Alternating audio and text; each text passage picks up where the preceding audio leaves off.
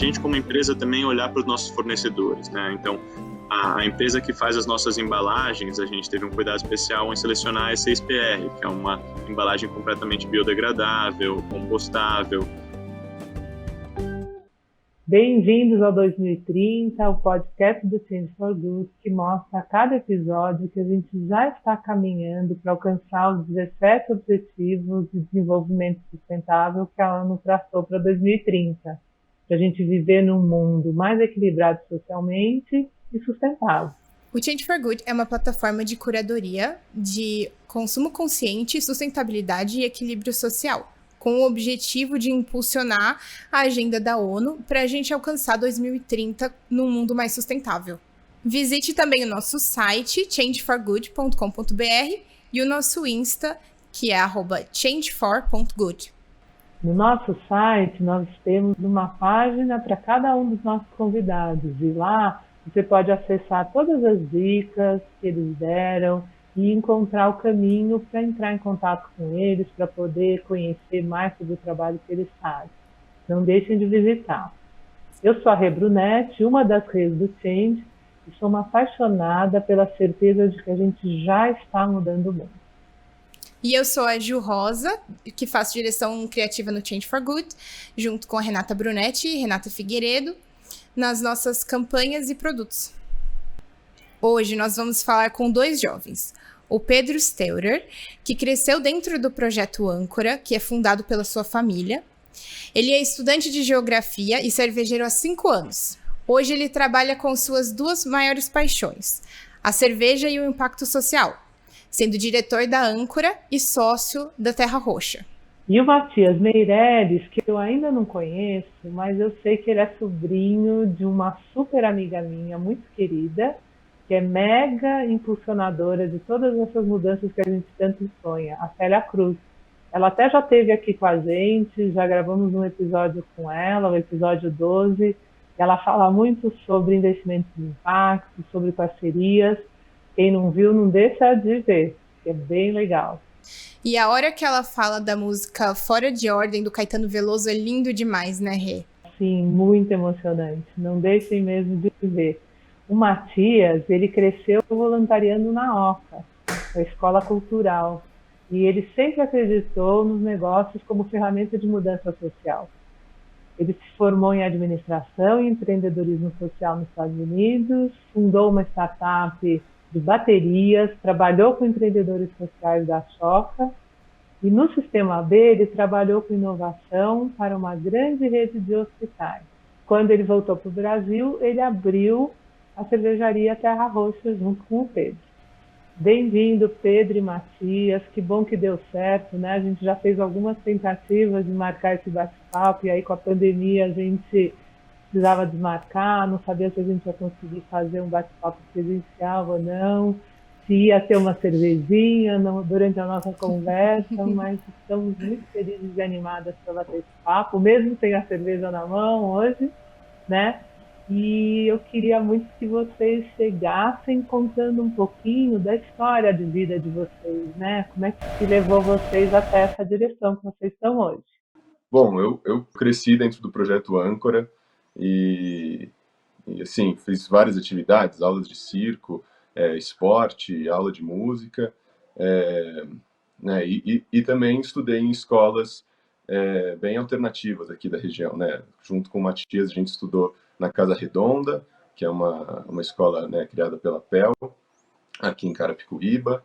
A gente estudou no Ágora também, e depois eu estudei na Waldorf Michael, né? E aí fui fazer faculdade no interior, estudei uns anos de geografia, não me formei ainda, mas no meio dessa faculdade eu fiz uma grande viagem aí pelo mundo, dei uma volta ao mundo de mochila, e aí voltei pro Brasil no começo de 2020, e assumi a diretoria do Âncora. Comecei a trabalhar com Âncora, né, em começo de 2020, e aí, no final de 2020, junto com o Matias, a gente abriu a Terra Roxa, e é o que a gente está fazendo agora. Uhum. Nossa, estou super curiosa para ouvir essa história da Terra Roxa, né? Estou bem animada para escutar. Matias, conta um pouquinho da sua história também. A minha história é bem parecida assim com a do Pedro, né? Acho que em questão de terem famílias também que são sempre ligadas à atuação e o impacto na região oeste de São Paulo, né? Então, minha mãe também foi uma das fundadoras da OCA, que é uma organização aqui da região, que trabalha com cultura brasileira, e dentro da minha família também minha tia sempre foi uma grande referência para mim, trabalha com esse mercado de negócios sociais há muitos anos também. E é engraçado, porque eu trabalhei nisso a minha vida inteira, mas quando eu fui entrar na faculdade, eu queria muito entrar em engenharia. E eu entrei em engenharia de produção, que na minha cabeça era mais humana das engenharias. Mas não deu certo, assim. Eu fiquei 6 meses na faculdade, eu larguei. Eu tive a oportunidade de mudar para os Estados Unidos, né, porque meu pai foi transferido.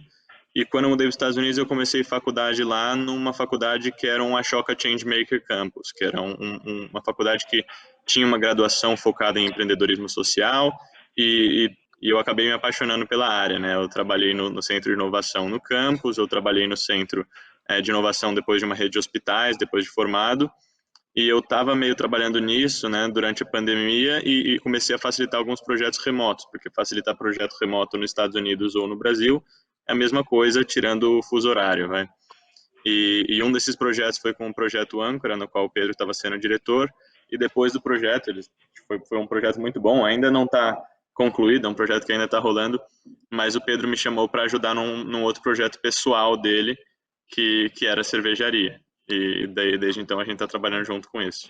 Você sabe, Matias, que eu até já comentei aqui um pouquinho antes de vocês chegarem, né? Eu já tinha falado um pouquinho sobre vocês e justamente já tinha comentado que eu sou muito amiga da sua tia, conheço a sua mãe, já conhecia a Oca antigamente e tudo, né? E eu me lembro assim que com a Célia mesmo, a gente já andou vendo alguns estudos que mostravam o quanto faz diferença nas opções e nas escolhas e, vamos dizer, no envolvimento das pessoas com causas sociais e ambientais quando elas são colocadas diante disso desde pequenas, né? Quer dizer, tinha um estudo americano do quanto os grandes filântropos, eles realmente foram voluntários na infância, adolescência. Quer dizer, eu acho que esse contato desde cedo com essas causas é que faz com que a gente, de fato, fique, acho que mais acordado para elas, né? Ju, conta um pouquinho, você que olhou um pouco mais assim o trabalho que eles estão fazendo hoje com essa cerveja, conta um pouquinho, né, o que você já percebeu e também o que a gente pode perguntar aqui para a gente conhecer melhor o trabalho que eles estão fazendo.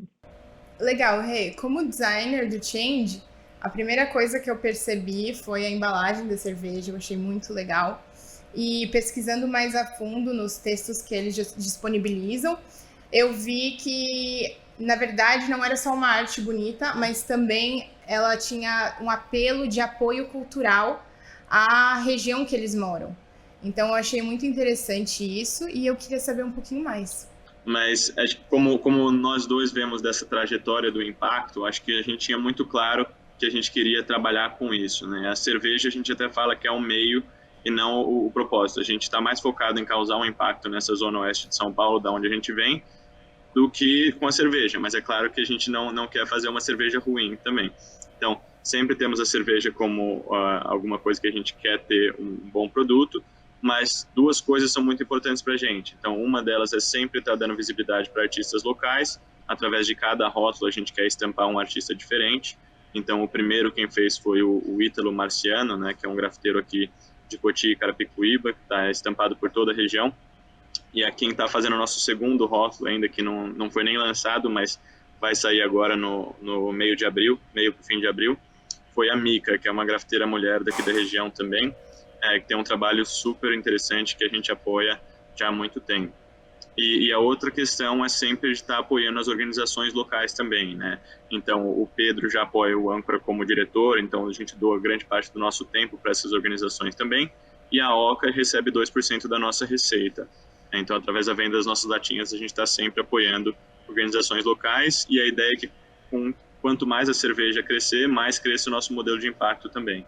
E essa parte dos artistas, né, foi lá quando a gente estava começando a pensar na empresa, aí a gente quis ir por esse caminho, né, e aí a gente, né, foi atrás dos artistas, conversou com um monte de artista, conheceu muito artista aqui da região e começou esse trabalho. E a princípio a nossa lata é para ser um espaço de exposição de arte, né?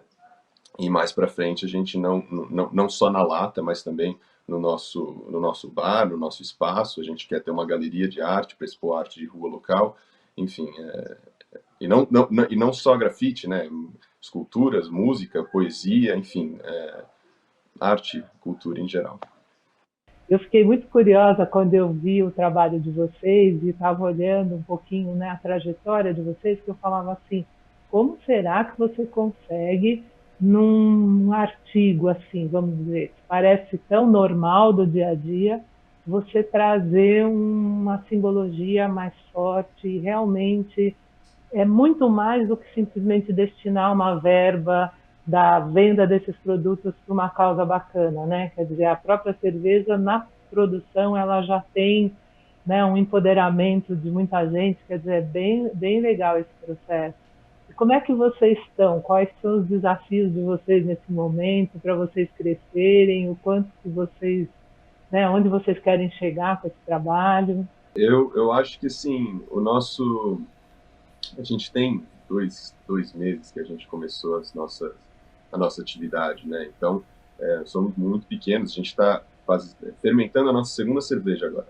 A gente provou ela ontem, inclusive, e deve ficar pronta lá pelo meio de abril, como o Matias falou.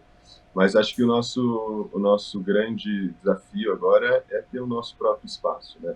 Porque no momento nós somos uma cervejaria cigana, ou seja, a gente contrata uma outra cervejaria para produzir a nossa cerveja, né?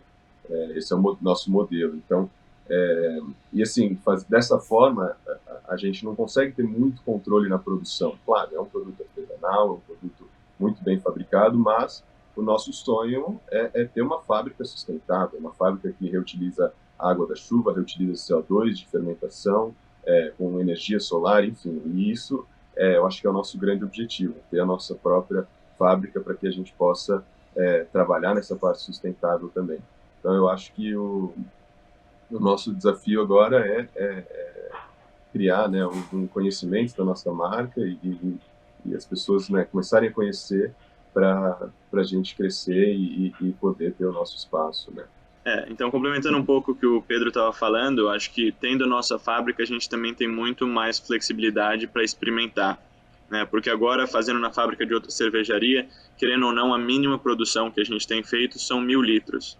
E tem várias coisas que são mais experimentais, que a gente gostaria de fazer, que a gente não tem coragem de levar para a fábrica para fazer 1.000 litros.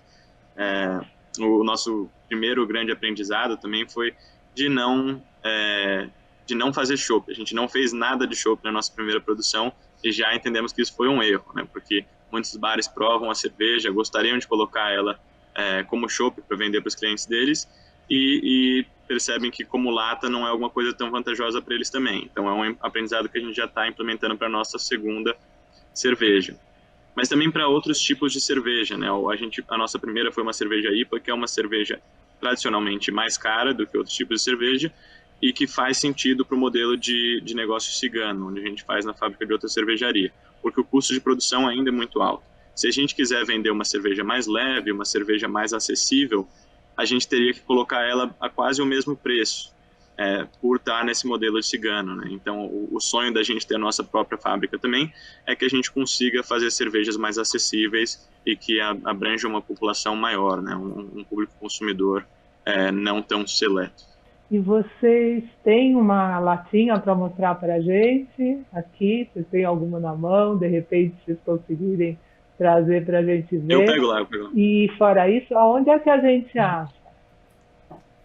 Se a gente quiser comprar, onde a gente encontra essa cerveja? Então, no momento a gente entrega para toda a Grande São Paulo, né? É só entrar no nosso Instagram ou no nosso site e vai ter lá um compre aqui. E aí é só chamar a gente no WhatsApp que a gente entrega em toda a Grande São Paulo. Mas a gente está em alguns bares também, né? Aqui na Grande Viana, aqui em Cotia, a gente está no Bull Pub. E em São Paulo, a gente está no Empório Alto de Pinheiros e num bar que chama Soul Hops. E também acabamos de entrar num e-commerce que chama IPA Store. Então, em todos esses canais, em todos esses lugares, dá para achar a Terra Roxa. E aqui tem uma Aqui, ó, latinha para mostrar para vocês. De quem que é É essa a arte do arte? Marciano aqui. Essa é a arte do Ítalo Marciano, né, que eu estava falando. O Ítalo Marciano fez o nosso primeiro rótulo, ele é um grafiteiro daqui da região de Cotia, Carapicuíba. O próximo rótulo vai ser a Mica, mas o próximo rótulo ainda não temos em lata, né? A gente já tem a prévia de como ele vai ser, mas não está impresso ainda. Lembrar que quem fez o nosso logo, né, que é um logo que a gente gosta muito, é muito bonito, foi a Clara Willer, que também é uma artista que está com a gente desde o começo da empresa, trabalhando com a gente todo dia. Ela faz esse trabalho tão importante de pegar a arte do artista e conseguir colocar ela na latinha, né? Encaixar a arte no produto de fato. E ela fez o nosso rótulo, ela fez o nosso logo, ela está constantemente ajudando a gente com várias outras pendências que a gente precisa como marca. Então a Clara é sempre muito querida para a gente e está com a gente desde o início. A Ju comentou desde o começo, quando ela viu, logo que ela viu, que ela, ainda mais com esse olhar dela de designer, que ela ficou assim impressionada mesmo como a mensagem está bem transmitida, né, Ju? Comenta um pouquinho mais. Inclusive na live foi que eu vi que vocês, o tipo de cerveja, agora eu não sou entendedora de cerveja, mas eu vi que o tipo que vocês produzem é IPA. E dentro do Change for Good, a gente trabalha todas as questões de pesquisa de sustentabilidade em todas as áreas, comércio justo, processos de produção, materiais. A gente também pesquisa sobre a inclusão social, e isso inclui pessoas veganas, pessoas celíacas, e a cerveja ela tem glúten. E aí eu queria perguntar para vocês se vocês sabem dizer qual que é a relação que o glúten tem com o tipo de cerveja, e se vocês têm algum plano de um dia desenvolver uma versão sem glúten. Bom, a nossa cerveja ela é malte de cevada, lúpulo e levedura, né? Água, malte de cevada, lúpulo e levedura. E o malte de cevada, né? A cevada tem glúten. Então, toda cerveja feita com malte de cevada tem glúten. Existem algumas técnicas, né? Para fazer cerveja sem glúten, até cerveja low carb, cerveja HEAT, enfim, e que eu acho muito legal, né? Eu acho que com certeza pode ser um caminho para a gente mais para frente, quando a gente tiver o nosso espaço, quando a gente puder fazer testes. Mas sim, acho muito legal. E quanto ao vegano, sim, é uma cerveja vegana. Ela só tem cevada, lúpulo e levedura, né? Então, os veganos podem consumir a nossa cerveja sem nenhum problema. Eu queria saber qual que é o processo para chegar ao resultado de uma cerveja sem glúten. Então, a gente pode fazer uma cerveja usando um malte de algum cereal que não tem glúten, né? O arroz, por exemplo, ou milho. A gente pode fazer uma cerveja bem boa com esses ingredientes, que a cerveja não vai ter glúten, né? É um caminho. Então, muito legal ver vocês comentando, né? Vocês jovens já tendo a sorte de poder ter a vida profissional de vocês totalmente alinhada aos valores de vocês, né? Isso, sei lá, da minha geração era quase impensável, ou melhor, a gente nem sequer imaginava que a gente poderia ou não trabalhar alinhado ou não aos valores, mas era muito comum você exercer essa atividade profissional completamente desconectado da sua vocação de olhar e cuidar da sociedade e do meio ambiente. Quase que a gente tinha que, as nossas mãos não podiam se encontrar, né? Assim, tinha uma crença de que para você ser bem-sucedido profissionalmente, você tinha que dar uma ligeira atropelada em algumas questões na vida. Então é muito gostoso ver vocês alinhados assim, e até me faz lembrar da Laís, Ju, lembra que trabalha com litro de luz, que também super jovenzinha se identificou muito com essa causa da falta de iluminação em todos os lugares, e aí ela,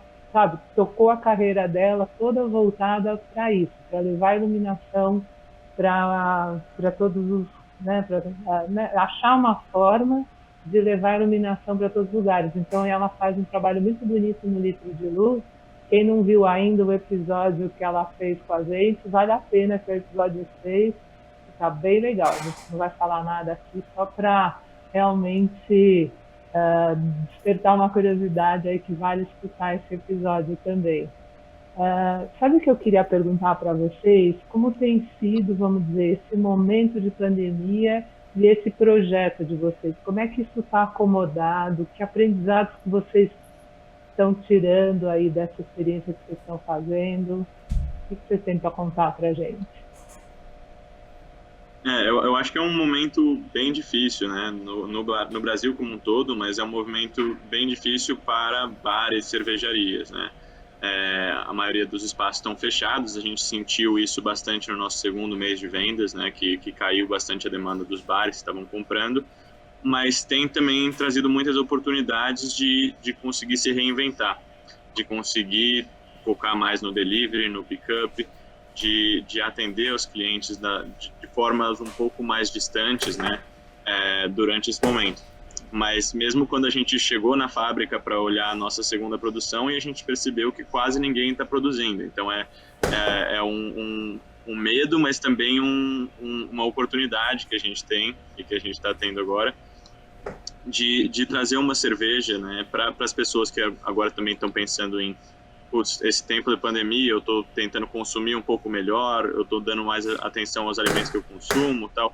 Prefiro tomar uma cerveja um pouco mais cara, mas talvez um pouco mais interessante, um pouco tem valores além do líquido que está dentro da latinha, do que só tomar uma cerveja por tomar uma cerveja, ou do que só consumir algo por consumir. Acho que essa pandemia, de certa forma, tem atentado as pessoas um pouco mais às coisas que elas consomem e ao que vai por trás desses produtos também.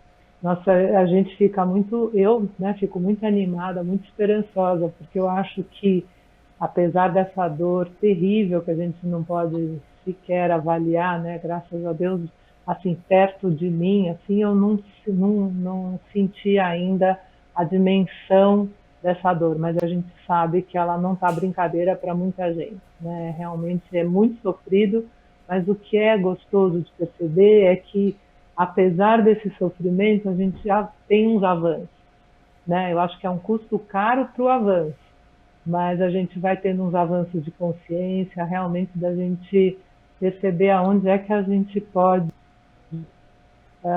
como que a gente conduz as nossas escolhas, né? Então, eu acho que temos aí um avanço. Me fala uma coisa, assim, no trabalho de vocês, até agora, tanto com a cerveja quanto com as outras atividades que vocês já fizeram na vida de vocês, embora vocês sejam jovens, né, já estão super ativos aí há um bom tempo, o que vocês acham que a gente pode, como sociedade, incorporar no nosso dia a dia para a gente, tanto individualmente como coletivamente, a gente melhorar e facilitar, né, o alcance dos ODS que a ONU traçou para 2030, para um mundo sustentável, né? Assim, o que será que a gente precisa mudar? Que chavinhas são essas que a gente tem que mudar no nosso modelo, né, mental, na nossa forma de agir, para que a gente caminhe aí para um mundo melhor e sustentável? A gente tem o poder do consumo, né? Então, é de consumir tais produtos, né? Consumir empresas que tenham um cuidado com o mundo, né? E que a sua relação com o produto não acaba quando o produto acaba, né? Não acaba, sua relação com a cerveja não acaba a hora que a cerveja acaba do seu copo. É muito maior, porque tem muito mais coisa que a gente vai fazer depois da pessoa ter comprado o nosso produto. Então, eu acho que nós temos que ter essa consciência de que, como consumidores, a gente tem todo o poder, né? Então, dependendo do produto que a gente consome, a gente está impactando ou não para um mundo melhor, para uma sociedade mais justa, enfim. Eu acredito um pouco nisso, né? No poder do consumidor, né? E você tinha tocado um pouco no selo B, né? Um pouco antes, Renata. E eu acho que é uma das coisas que para a gente é muito referência, né? A gente, bom, eu trabalhei no Sistema B como estagiário durante alguns meses E eu tinha muito claro para a gente que quando a gente abrisse uma cervejaria, a gente gostaria de se tornar uma cerveja B. A gente ainda não é, a gente está no processo de se tornar B-pendente, porque a gente tem menos de um ano de atuação, mas já existe uma cerveja B no Brasil, que é a Cerveja Praia, do Rio de Janeiro. Eles foram a primeira cerveja com esse selo aqui, e eles têm uma atuação muito incrível, assim, bom, eles surgiram, o fundador deles é um surfista, surgiu desse amor também por limpar os oceanos, são a primeira cerveja que é carbono neutra no Brasil, e para a gente é super referência na sustentabilidade. Então, não só como consumidores, imaginando o que a gente consegue consumir, mas a gente como empresa também olhar para os nossos fornecedores, né? Então, a empresa que faz as nossas embalagens, a gente teve um cuidado especial em selecionar a C6PR, que é uma embalagem completamente biodegradável, compostável, feita inclusive de restos da produção alimentícia de bebidas.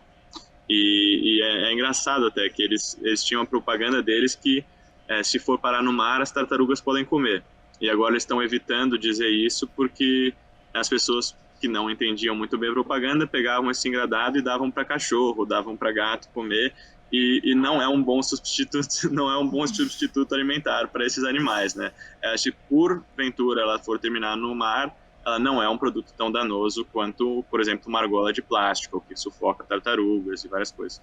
E mesmo assim, a gente ter a preocupação de escolher a Meia Culpa, que é uma cervejaria aqui perto, né? Porque daí a gente não gasta tanto com transporte e uma série de outras coisas também. Acho que como empresas, apoiar outras empresas que trabalham nesse mesmo aspecto, e como consumidor sempre ter essa preocupação um pouco além do que vai só no produto ou do que vai além da coisa que você está consumindo, né? Então, o consumidor da cerveja não está só consumindo a cerveja, ele também está consumindo a arte do Marciano, ele também está apoiando a Oca com todo o trabalho de escola cultural que eles fazem, e de apoiar mais de 3.500 famílias ali na região da aldeia de Carapicuíba. Então, acho que vai muito além do produto que você está consumindo. Sim, e o Matias falou da embalagem, mas mais especificamente para quem está ouvindo, é o engradado que segura as latinhas. E é um diferencial muito grande, porque eu particularmente nunca vi nenhuma outra cerveja que tem isso, biodegradável, e eu achei muito legal. E a gente no Change, a gente traz visibilidades para empresas que têm exatamente esse tipo de iniciativa e não necessariamente só um selo. Então, o selo B é muito importante ter, é muito bacana, mas todas essas outras coisas que vocês já estão fazendo, mesmo não tendo a fábrica, é muito importante. Se a gente for associar só algumas coisas que vocês falaram aqui, como, por exemplo, arte feita por mulheres, feito no Brasil, no local que vocês realmente estão produzindo, o engradado biodegradável também, tudo isso já são os 3 objetivos, se encaixam pelo menos uns 3 objetivos de desenvolvimento sustentável da ONU diferentes. Então é muito incrível isso que vocês estão fazendo, e eu acho incrível que faz pouco tempo, e olha como é possível, sabe? A gente fechou com uma parceria com a Eu Reciclo também, né? Que é a empresa que faz esse trabalho de logística reversa, de reciclagem, trabalhando com cooperativas, né? E a gente assinou o selo de 200%. Então, a cada embalagem de terra roxa descartada, 2 embalagens similares são recicladas, né, pelo pessoal da Eu Reciclo. Então, isso é bem legal também. E isso vale não só para as latinhas, mas também para as engradados de PET, né, os barris de cerveja que a gente vai estar vendendo a partir da nossa próxima produção, a gente vai ter em chopp também. E é um selo que esse a gente já começou a ver em vários lugares, né? Tanto em outros produtos no mercado, mas mesmo a produtora dos nossos barris de PET, quando a gente viu eles chegando, tem o selo Reciclo também. Foi outra coisa que deixou a gente animado. E de ver que é alguma coisa bem recente, né? Essa coisa dos negócios sociais. Um pouco antes da reunião, a gente estava olhando o relatório de impacto, o mapa da PIPE Social de negócios sociais, de que 2017 para 2019 aumentaram em 73% o número de negócios mapeados, e de que desses negócios mapeados, em cada 10, 4 surgiram nos últimos 2 anos. Então é uma onda que vem surgindo, e eu acho que é uma onda que veio para ficar, né, de ter esse foco. tanto dos consumidores exigindo mais isso, como das empresas também tendo mais essa preocupação em estar sempre causando um impacto positivo nas áreas em que atuam. Não, é maravilhoso isso que a gente está ouvindo de vocês, que é esse depoimento de tudo isso que a gente também acredita sendo praticado no dia a dia, né? Quer dizer, é maravilhoso. Nós somos uma empresa B também, e eu sempre encarei o sistema B e a ideia de ser uma empresa B muito mais do que um selo. Eu acho que é um caminho, é uma forma da gente se direcionar para uma atitude B, que eu chamo, né? Quer dizer, você aprende com todo o método que eles têm de avaliar a gente para saber se a gente é B, você vai aprendendo como você pode ir se aprimorando para se tornar cada vez mais B. É muito legal. E quando vocês falam do Eu Reciclo também, que é um outro selo também, que é super bacana, também achei interessante, eu não conhecia também que eles têm também essa ideia de orientar como é que você pode ir melhorando, né, para você também se aprimorando nesse sentido da reciclabilidade aí, né, a gente fala muito hoje, né, em economia circular e tudo isso. E o legal, completando agora com a fala do Pedro, quando você trouxe, Pedro, a questão da gente entender o poder que a gente tem como consumidor, né? Muito do que a gente acredita no Change é isso. Quer dizer, é a gente ouvindo mais, conhecendo mais o assunto, a gente vai descobrir que a gente tem uma força de transformação muito grande no ato de consumir. Porque a gente consome o dia inteiro. Então, assim, se a gente de fato escolher bem o que está consumindo, entender o que está por trás das nossas escolhas, porque a gente goste ou não, quando a gente consome alguma coisa um pouco despreocupada, a gente depois não pode reclamar, né, do mundo não estar tão legal, porque se você consome uma coisa que vem numa embalagem, que você sabe que vai ser um problema, depois você fala, ai que horror, né, os oceanos sujos, como se eu não tivesse parte nisso. A gente tem parte nisso toda vez que você escolhe um produto, você sabe que a embalagem vai parar lá, né? Então, a força que a gente tem, esse poder né, no consumo é muito importante. Até nós batemos um papo também com a Andréa Oliveira, né? Também que tem a da Positive Ventures, e foi muito legal porque ela fala muito também do quanto aonde a gente coloca o nosso dinheiro é um ato político. A hora que você escolhe aonde você está colocando o seu dinheiro, quer dizer, é uma militância. Então, seja para comprar uma cerveja, né, seja para fazer um investimento, seja para, né, para criar um negócio, é isso, a gente está se manifestando politicamente.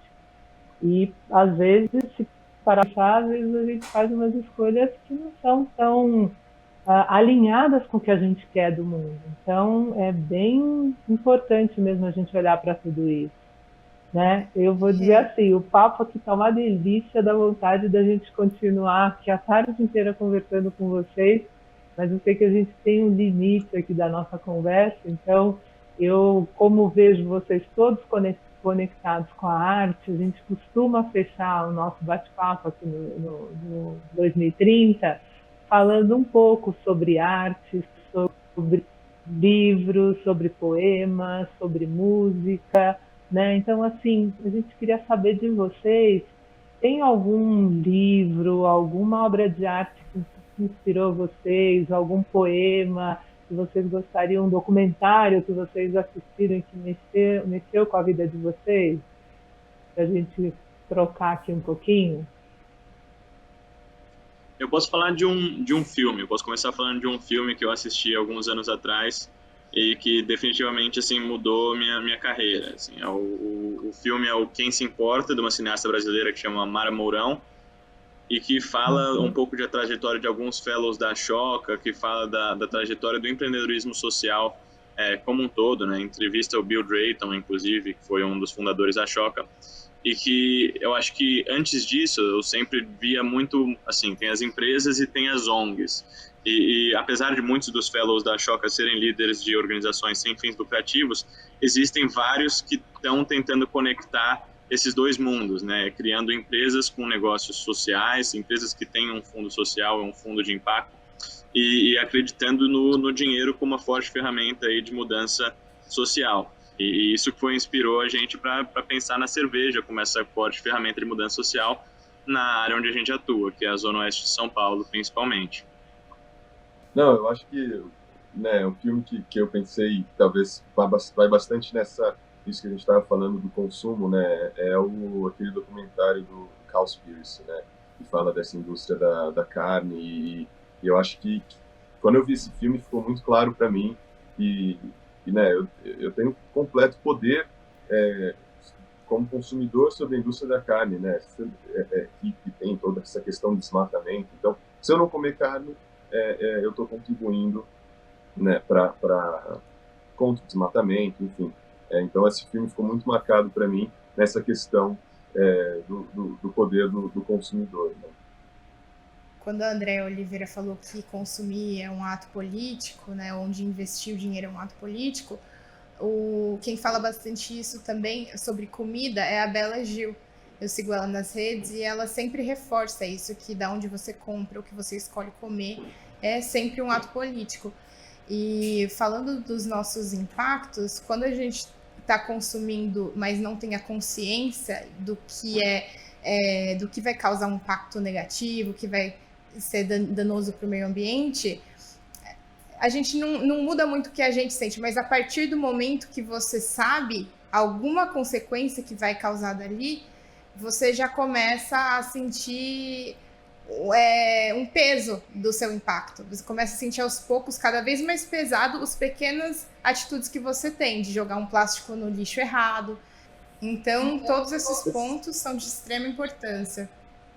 Eu queria que vocês contassem um pouquinho da escolha da música de vocês, né? A gente até já vem aqui curtindo um pouquinho essa escolha do Apesar de Você. Explica um pouquinho. Eu acho que quando a Ju me perguntou a música, né, essa música veio, né, foi a primeira que veio, assim, eu acho que muito pela situação política que a gente está passando hoje no Brasil, né, e também por causa do vírus, né, então, apesar de tudo isso, amanhã, né, vai ser outro dia e acho que logo mais a gente vai estar, né, com uma vida normal de novo e ainda mais no dia de hoje, né, que a gente está gravando esse programa, dia 31 de março, acho que essa música é bem marcante. Eu acho que essa música não poderia ser mais atual, né? É impressionante pensar que essa música foi escrita há décadas e décadas atrás e hoje ela soa como se fosse escrita para essa situação, né? Então, é uma música que continua extremamente relevante, é uma música que está sempre nas minhas playlists, que está sempre Bom, eu tenho um gosto muito eclético, então vai de música popular brasileira, vai para eletrônico, funk, tudo, mas tá sempre lá, o Apesar de Você, o Chico Buarque, Caetano, estão sempre com minhas referências musicais também. E ela pra gente, daqui para frente, vai ficar marcada pela cerveja de vocês, porque é muito gostoso a gente ter percebido muito quanto essa conexão da música com a história de vocês, com a história dos nossos convidados, tem dado por essas músicas todas que a gente tem colocado aqui um significado muito mais forte, né? Então eu tenho certeza que a partir de hoje quem escutar, né, e assistir esse podcast vai escutar essa música depois com a cerveja de vocês na mão e assim com todos os valores que vocês colocam nela juntos aqui, vai ser muito. Com certeza. E eu achei legal que vocês escolheram uma música para os dois. E uma música brasileira, apesar de você ter um gosto eclético, apesar de ter morado fora há tantos anos, vocês escolheram uma música nacional que os dois gostam. Então mostra muita sintonia de vocês. Eu achei incrível.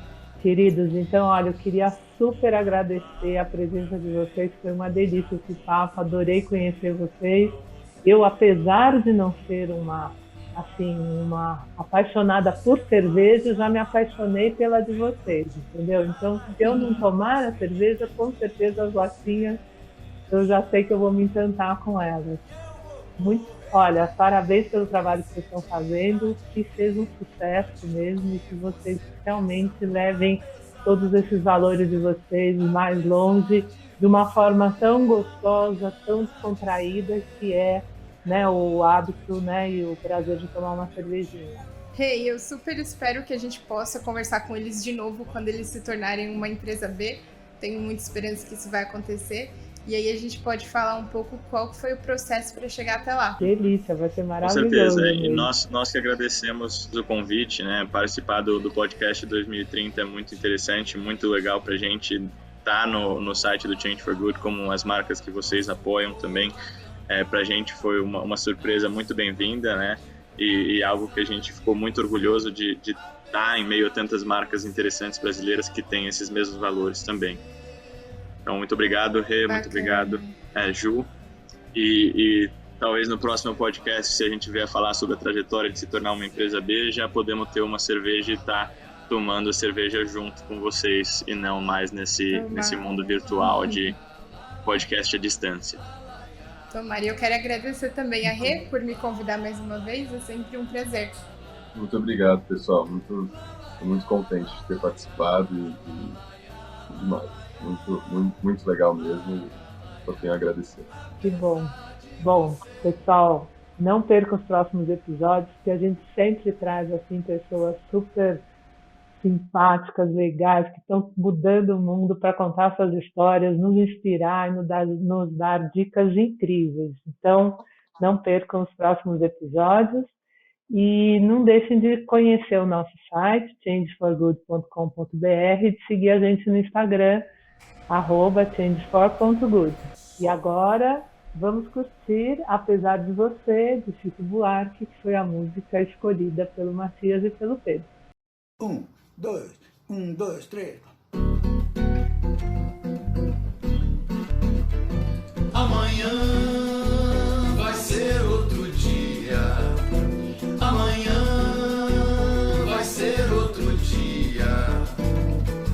Hoje você é quem manda, falou, tá falado. Não tem discussão, não.